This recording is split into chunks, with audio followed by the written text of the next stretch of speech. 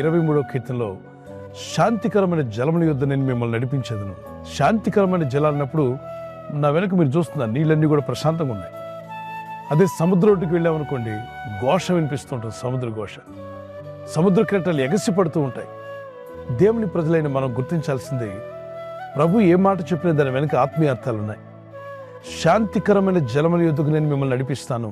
ఒక మంచి కాపరిగా ఉండి తన యందు భయభక్తులను వారిని అశాంతిలోకి నడిపిస్తానంటలా, అసమాధానంలోకి నడిపిస్తానంటలా.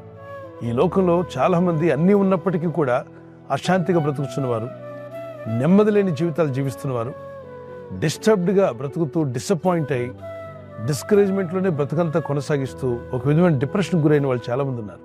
అందుకే ప్రభుని నీకు కాపరిగా చేసుకో. ఆయనకి లోబడి జీవించడం ప్రారంభించి ఆయన భయభక్తి కలిగి ప్రార్థించడం ప్రారంభిస్తే అశాంతిలో ఉన్న నీ జీవితాన్ని శాంతికరమైన జలముల యొద్దకు, అనగా శాంతికరమైన జీవితంలోనికి, పరిశుద్ధాత్మ నడిపింపులోనికి, సమాధానం అనుగ్రహించే ప్రభు కృపలోనికి వాళ్ళని నడిపిస్తానని వాగ్దానం చేశాడు. దుప్పి నీటి వాగుల కొరకు ఆశపడుచున్నట్లు, దేవా నా ప్రాణం నీ కొరకు ఆశపడుతుంది అన్నాడు. భూమి మీద జీవిస్తున్న మనుషులే కాదు, జీవరాశులన్నిటికీ నీరనేది ఒక లైఫ్ లాంటిది. నీరు తీసుకోవడానికి అవన్నీ కూడా తప్పనిసరిగా నీటి గట్టుకు వస్తాయి. అది చెరువు కావచ్చు, వాగు కావచ్చు, నీటి వాగుల యొద్దకు అవి పరిగెత్తుకుంటూ వస్తాయి. క్రూర జంతువులు కూడా, క్రూరమైన సింహాలు నీటి యొద్దకు రావడం, నీరు తీసుకోవడం, పులులు నీళ్లు తాగడానికి వస్తాయి. మరి సాధుజీవులుగా ఉన్నటువంటి దుప్పులు, జింకలు, ఇంకేమన్నా చెప్పొచ్చు, వాటన్నిటికీ నీరు అవసరం. నీటి యొద్దకు వచ్చి నీరు తాగి వాటి ప్రాణాలను తృప్తిపరచుకుని వెళ్తాయి. ఇక్కడ ప్రభు అంటున్నాడు, అశాంతితో, అసమాధానంతో, తృప్తి లేని జీవితం జీవిస్తున్న మీ జీవితాలకు శాంతినిచ్చే జలములు, అంటే మీకు జీవమును, నెమ్మదిని, సమాధానం అనుగ్రహిస్తాను. నేను మీ యొద్దకు వస్తాను, మిమ్మల్ని నడిపిస్తాను. నా నడిపింపులో మీరుంటే అశాంతిలో మీరుండరు. నా నడిపింపులో మీరున్నట్లయితే ఆ నెమ్మది లేని బ్రతుకులు మీకు ఉండవు. నేను శాంతిని కలుగు చేస్తాను, నెమ్మది కలుగు చేస్తాను. మీ జీవితాల్లో శాంతికరమైన జలముల యొద్దకు వెళ్ళేటువంటి పరిస్థితి నేను తీసుకొస్తానంటున్నాడు.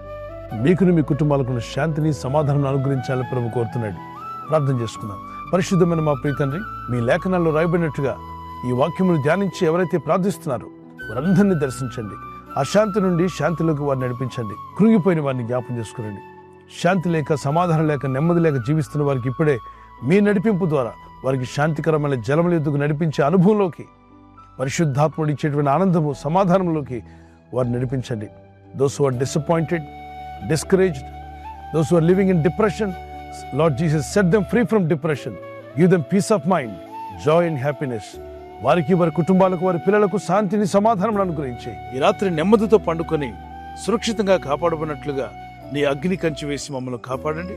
మీ చిత్తములో కొనసాగే కృప అందరికీ దయచేయమని యేసుక్రీస్తు ప్రశస్త నామములో వీరందరికీ చక్కని నిద్ర దయచేసి తెల్లవారు లేచి కృపను మాకిమ్మని నీకు మమ్మల్ని అప్పగించుకుంటూ మమ్మల్ని అందరినీ బలపరిచి నీ సాక్షులుగా నిలబెట్టి వాడుకోమని నజరేయుడైన యేసుక్రీస్తు వారి యొక్క పరిశుద్ధ నామములో అడిగి వేడుకుంటున్నాను నా పరలోకపు తండ్రి. ఆమేన్, ఆమేన్. ఈ వాగ్దానం విన్న వెంటనే ఆమేన్ చెప్పి ఇతరులకు కూడా షేర్ చేయండి, లైక్ చేయండి. ప్రభువైన యేసుక్రీస్తు వారు ఇచ్చే కృపా సమాధానం మీకు, మీ పిల్లలకు, మీ కుటుంబానికి సదా తోడు నడిపించును గాక. Amen. Good night. God bless you.